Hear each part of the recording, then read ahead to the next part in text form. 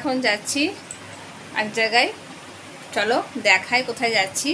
তবে এটুকুনি বলে যাচ্ছি যে দুপুরের আজকে আমরা লাঞ্চটা করব সেইখানেই। তো চলো, আর দেখো মাসি কি বলবে। আর এখন এই দেখো, এটা আমাদেরকে বা হাতে নিব না, এখন আমরা যাব একটু খাওয়া দাওয়া করতে। তো চলো, তোমাদের সঙ্গে সবটাই শেয়ার করব, সঙ্গে থাকো। চলো গিয়ে দেখা হচ্ছে। চলে এসেছি আমরা এখানে, আজকে দুপুরের লাঞ্চটা আমরা এখানেই করব। চলো ভেতরে চলে এসেছি। আর আমার ছেলে না বুট করতে না তো ভুলে গেছে, দিয়ে বেরিয়ে যাওয়ার পর তখন বলছে, মা আমি না ভুল করে চটি করে চলে এসেছি, আর আমি অতটা খেয়াল করিনি। আর যাই হোক, চলো যাই, এখন চলে এসেছি, এতটা আর কি দরকার না। এই দেখো টিস্যু পেপার রাখে এখানে, কি সুন্দর, পুরোনো দিনের রেডিও, সেখানে টিস্যু পেপার রাখা আছে, বেশ ভালোই করেছে। তো আমাদের জায়গা করছে বলে আমরা একটু টেবিলটায় বসে আছি, ততক্ষণ তোমাদেরকে একটু দেখিয়ে দিচ্ছি ঘুরিয়ে ঘুরিয়ে সব কিছু। দিয়ে আমরা ওইদিকে বললো সিট আমাদের 3 জনের জন্য এইদিকে করে দিচ্ছে, তো আমরা বসে পড়েছি এখানে। ঠিকঠাক কাজ চলছে, আমি বসবো। সামনে ওর বাবা আছে এই টেবিলে। চলো খাবার দাবার বলে দিতে হবে, খেয়ে দিয়ে নিতে হবে। খাবারের থালি আমাদের অর্ডার হয়ে গেছে, তার ফাঁকে একটু তোমার দেখিয়ে দিলাম। এই দেখো খাবারের থালিও চলে এসেছে। এখানে ছিল ভাত, ডাল, সবজি ডাল, তারপরে তোমার আলু পটল পোস্ত, আর তোমার শুক্তো ছিল, শাক ছিল, পাঁপড় ভাজা, চাটনি, ভেটকি মাছের পাতুরি নেওয়া হয়েছিল, আর তোমার চিকেন নেওয়া হয়েছে, আর পেঁয়াজ লঙ্কা স্যালাড এসব দিয়েছে, আলু ভাজা ছিল। চলো খেয়ে নিই।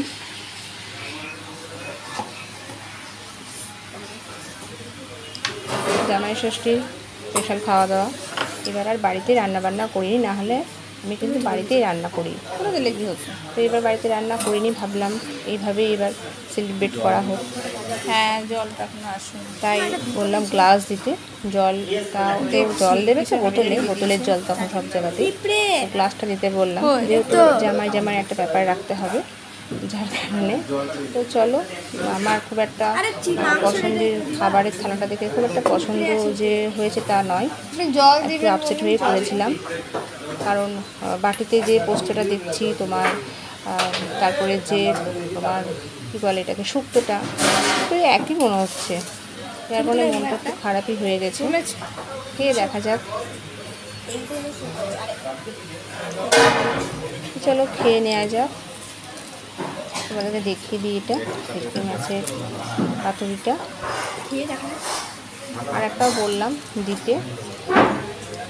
তো ওই চিকেনটা এখানে বাটিতে 3 পিস আছে, তো এত খাবার যার কোনো চিকেনটা আর বললাম না, তো ভেটকি মাছটা বলা হয়েছে। আর এই দেখো খাবার দাবার অনেকই নষ্ট হয়েছে, আমার ছেলের নষ্ট হয়েছে। তো এই যে চাটনি দিয়ে এখন পাঁপড় খাচ্ছে না, উল্টো হাত হয়ে গেছিলো বলে আমি ক্যামেরা ঠিক করতে পারিনি।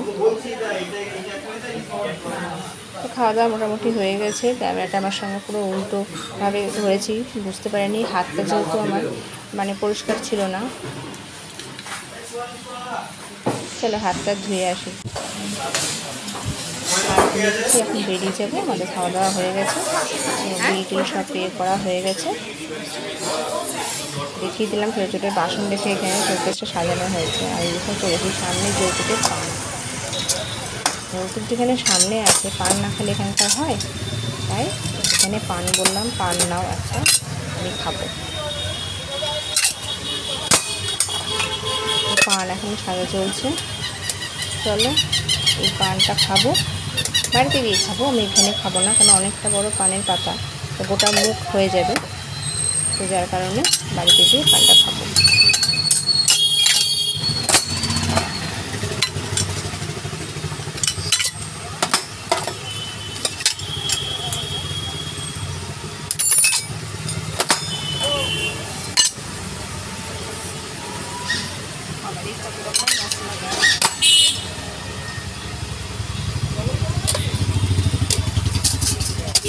পানটা প্রায় সাজা হয়ে গেছে, প্রায় না হয়েই গেছে। তো পানটা নিয়ে নিব, দিয়ে বাড়ি চলে যাব। আর আজকে ভিডিও করছি না। গতকাল তো আমরা খাওয়া দাওয়া করে এসেছিলাম, তো তারপরের দিন ছিল স্নানযাত্রা। তো সবাইকে শুভ স্নানযাত্রা। রথ আসছে, জগন্নাথ বলরাম সুভদ্রা। তো অনেক জায়গায় পোস্ট দেখছি যে জগন্নাথ বলরাম সুভদ্রা ট্রেনে করে আসছে, মানে সব পোস্ট দেখছি, তোমরাও হয়তো দেখেছো। তো বেশ ভারী মজার ব্যাপারটা, আমার খুব ভালো লেগেছে, তাই তোমাদেরকেও বললাম। খুব ভালো লাগছিলো দেখতে সেই ছবিটা, যে জগন্নাথ আসছে সামনে, তারপরে সুভদ্রা বলরাম আমরা আসছি বলে। তো এইটা আমাকে আমার দিদি শেয়ার করেছিল, দেখলাম। তারপরে অনেক পোস্ট দেখছি, তো খুব ভালো লাগছে। তো আমার ছেলে তো জগন্নাথের খুব বড় ভক্ত। জগন্নাথদেব আমি ছোটোবেলায় আগে মানে ফুল দিতাম। আমার ছেলে সঙ্গে ব্যাপারটা আমি আরও গভীরভাবে জেনেছি জগন্নাথ সম্পর্কে। নাহলে তো আমি কৃষ্ণ, গোপাল, শিব, লক্ষ্মী বাড়িতে যেসব ঠাকুর থাকতো ধরো বা আছে এখনও, সেই সমস্ত ঠাকুরের সম্পর্কেই জানতাম, জানার চেষ্টা করতাম দাদুর কাছ থেকে, বাবার কাছ থেকে। এই ছোটো থেকে এই গুণটা আমারও ছিল, আমার ছেলেরও। তো জগন্নাথের সম্পর্কে আমি আমার ছেলের কাছ থেকে জেনেছি। মধু আর গঙ্গার জলে তো ছেলে বলছে, মা আমি স্নান তো করাবো জগন্নাথ দেবকে, তো আমাকে ব্যবস্থা করে দাও। আমাকে আগেই বলেছিল, তাহলে একটু দুধটা নিয়ে রেখে দেওয়া হতো কাঁচা, তা হলেও ভালো হতো। কিন্তু দিদাকে বললাম একটু দই এনে দাও, আর বাবার আর হলো না এনে দেওয়া, তাই একটু মাসিকেই বললাম একটু দই, একটু মিষ্টি এনে দাও, ঠাকুরকে স্নান করা।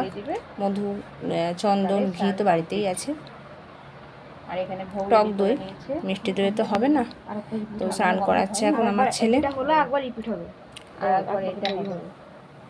জল সংখ্যার মধ্যে সব নিয়েছে, দিয়ে এখন স্নান করাচ্ছে।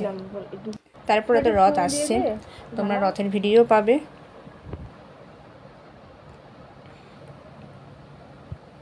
হঠাৎ করেই যেহেতু মানে স্নান করাবে বলেছে, সেরকম আমি কিছু ব্যবস্থা করতে পারিনি। তো যাই হোক, ঠাকুর যেভাবে নেবে। কোনো দিনই কোনো রকমভাবেই স্নান করানোর হয়নি। সেই রথের দিন জগন্নাথ বলরাম সুভদ্রা আমি স্নান করিয়ে দিই, তারপরে বসায় আটনে। তো সেইভাবেই পুজোটা হয়, রথের পুজো যেরকমটা হয় ধরো। এবার পরিষ্কার করে তুলে নেওয়া হবে, মুছিয়ে দেওয়া হবে, দিয়ে জগন্নাথ দেবের প্রায় স্নান শেষের দিকে। তো ওইখানেই বলছে ও ভোগ দেবে। আমি বললাম তুলে নিয়ে বসিয়ে দিয়ে, তো বললো না আমি এখানেই ভোগ দিব। তো এই দেখো কমপ্লিট, ওইটা পুরো হাতে বানিয়েছে, ঠাকুরের জামা দিয়ে দিয়ে কুচি কুচি করে। যাই হোক, ও ওর মতো করেছে, পাগড়ি বানিয়ে জগন্নাথ দেবকে, বলরাম সুভদ্রা সবাইকে সাজিয়েছে, মানে শৃঙ্গার করেছে। তো সাংযাত্রার দিন গজবেশ হয়, পদ্ম ফুলের বেশ সুভদ্রা পড়েন। তো এই দেখো পুরো আমার ঠাকুরটাকে দেখে নাও একবার তোমরা। ওপরে জগন্নাথকে বসানো হবে, বলরাম সুভদ্রা বসে পড়েছে, আর এই দেখো জগন্নাথ এখন ধরে আছে।